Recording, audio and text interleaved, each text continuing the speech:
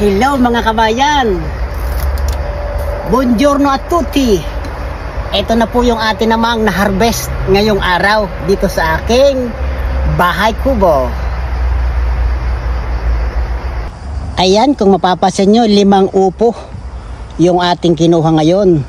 At itong ang karkula ko nito, nasa 10 kilos na ampalaya.